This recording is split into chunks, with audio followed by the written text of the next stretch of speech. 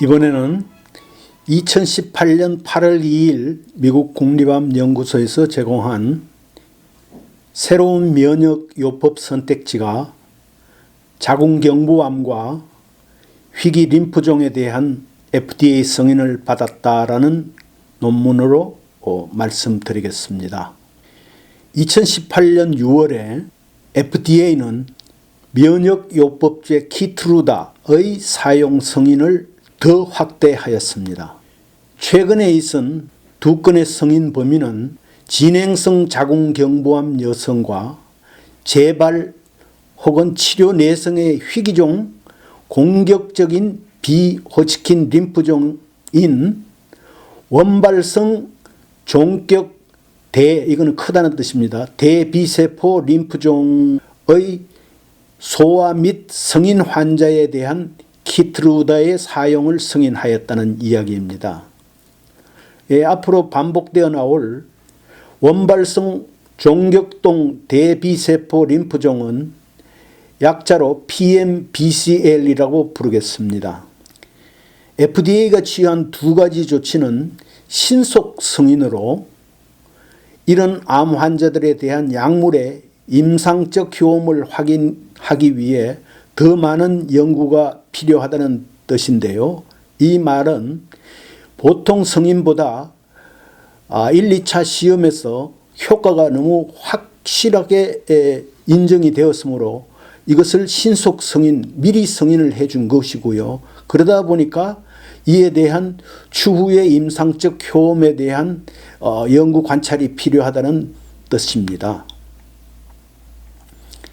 키트루다는 면역 관문 억제제라고 불리는 일종의 면역요법으로 이 약은 세포 독성 T세포에 발현되는 PD-1 단백질이 일부 암세포에서 발현되는 PD-L1과 결합을 방지하는 작용을 하며 이 상호작용은 면역체계의 브레이크 역할을 하며 T세포가 암을 공격하는 것을 방지하는 것이라는 뜻입니다. 자궁경부암에 대한 PD-1 억제제를 FDA가 첫 번째로 승인을 하였는데 6월 12일에 FDA는 재발 혹은 인체의 다른 부위로 전이되어 화학요법 중이나 또는 그 후에 악화된 자궁경부암 여성의 치료제로 승인을 하였습니다. 이 승인으로 키트루다는 자궁경부암 치료제로 승인을 받은 첫 번째 면역 관문 억제제입니다. 그 승인 조건으로는 환자의 종양이 FDA가 승인한 연구소 시험에서 입증된 것처럼 PD-L1 단백질이 발현되어야 한다는 것입니다. FDA는 자궁경부암 여성의 동반 진단 검사로서 PD-L1 IHC EC3 PharmDx 검사도 이거는 그냥 검사 이름이니까 참고만 하십시오. 동시에 승인을 하였습니다. 이 신속 승인은 몇 종류의 암의 치료용으로 진행 중인 키트루다의 이상 임상 시험에 등록한 98명의 자궁경부암의 한 그룹의 시험 결과에 의거하였습니다.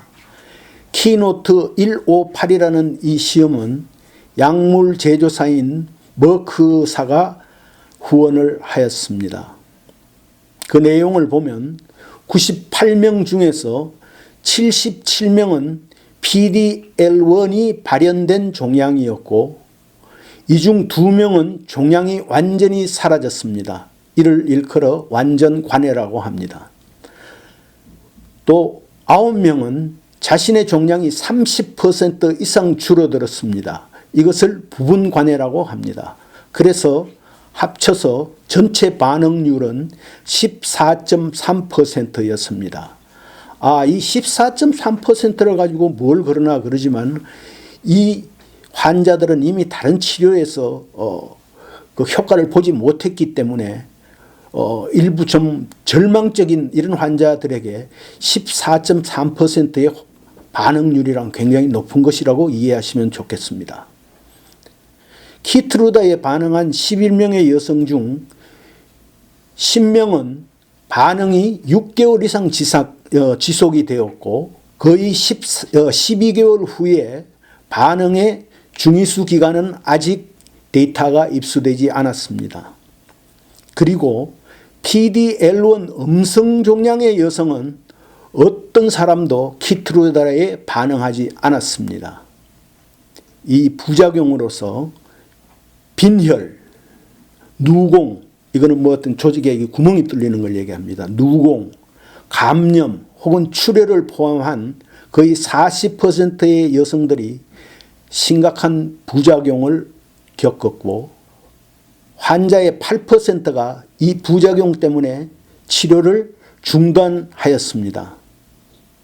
가장 흔한 부작용은 피로와 통증, 그리고 구역질과 구토 및 호흡곤란 혹은 호흡장애였습니다.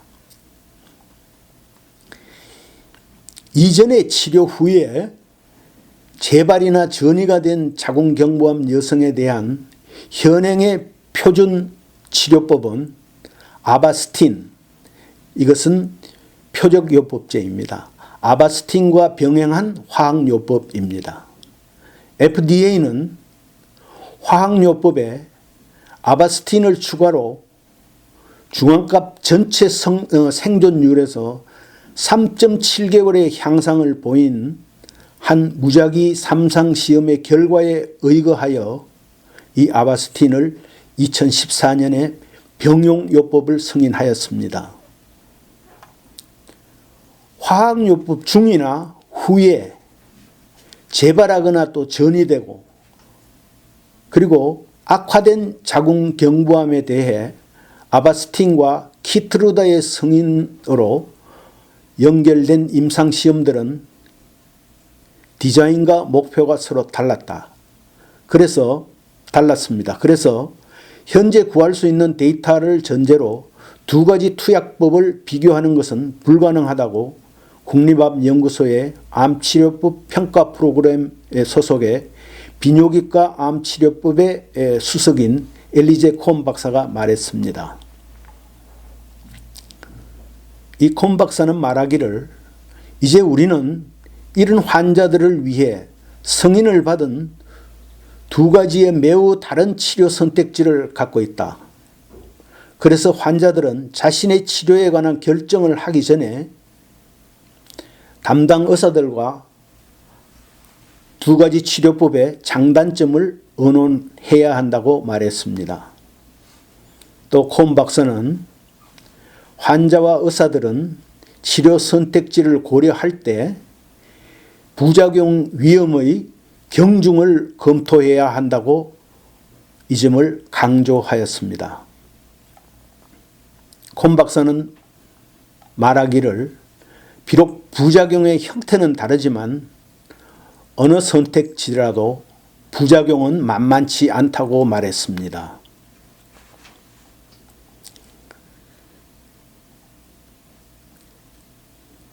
자궁경부암을 떠나서 희귀 림프종에 대한 새로운 선택지로서 말씀을 드리겠습니다. 2018년 6월 13일에 FDA는 현행에 이용 가능한 치료에 내성이 생기거나 혹은 두 가지의 이전 치료 후에, 그러니까 두 종류의 치료를 이전에 받았다는 뜻입니다.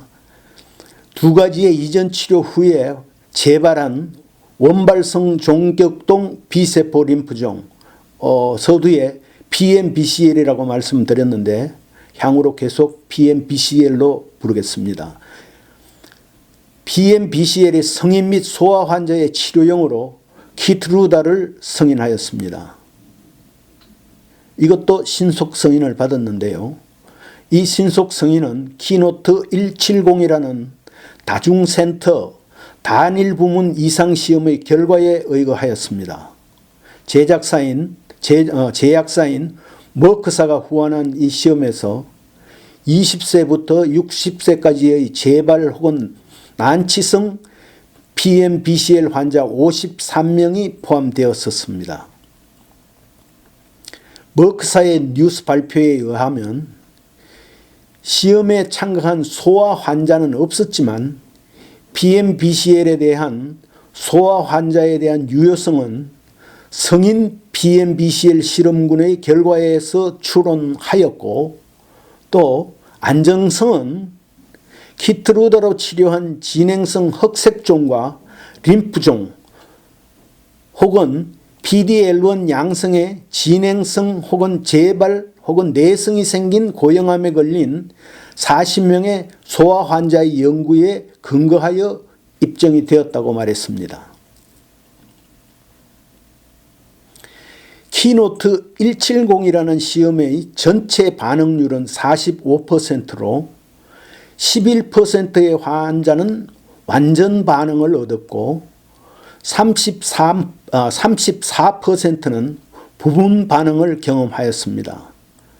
거의 평균 10개월의 추적을 한 결과 중위수 반응 기간은 아직 데이터가 나오지 않았습니다. 그러나 그 성인 통보에서 FDA는 종격동 내의 주요 혈관이나 다른 구조를 압박할 수도 있는 PMBCL 덩어리를 제거하기 위해 수술이 긴급한 환자에게는 사용하지 말아야 한다고 말했습니다. 참고로 생소한 종격동이란 말이 나오는데, 종격동이란 이 흉부, 가슴 부위와 갈비뼈 사이의 공간을 얘기합니다. 키노트 170 시험에서 키트루다의 가장 흔한 부작용은 근골격계 통증과 상부 기도 감염, 발열, 피로 및 호흡 곤란 등이 있습니다. 26%의 환자들은 심한 부작용이 나타났고 15%는 치료를 방해할 정도였으며 8%는 키트루다 치료를 완전히 중지할 정도로 심했습니다. 또 환자의 25%는 코르티스 스테로이드, 이것은 그냥 스테로이드라고 우리 말하지요. 코르티코 스테로이드가 진짜 이름입니다. 이것은 주로 진통제로 쓰이는데요. 이 환자의 25%는 스테로이드 치료가 필요할 정도로 부작용이 심했습니다. 지금까지의 짧은 추적 검사에서는 PD-1 억제제의 다른 시험과 비교하여 부작용의 증가 징후는 없었다고 국립암연구소 암연구센터의 림프종양과의 마크 로세브스키 박사가 말했습니다. 그러나 PMBCL 환자들은 대체로 젊고 여성입니다. 그래서 이들은 자가 면역 질환의 평생 위험도가 PD-1 억제제로 치료한 것보다 노령 환자들이 훨씬 높기 때문에 이런 환자들에 대한 더 오랜 추적 검사가 중요할 뿐더러 필요하다고 그가 강조하였습니다. 일선 치료 후 난치성 PMBCL 환자와 두 가지의 이전 치료 후 아직 난치성을 보이는 환자들 간의 구분은 중요하다고 로세브스키 박사가 말했습니다. 이 승인 범위에는 들어있지만 두 가지 종류의 치료에도 불구하고 아직 내성을 보이거나 악화된 환자들은 예후가 아주 나쁘다고 합니다. 이런 환자들은 더 좋은 치료법이 필요하며 이제 PMBCL의 승인을 받은 약물이 있습니다.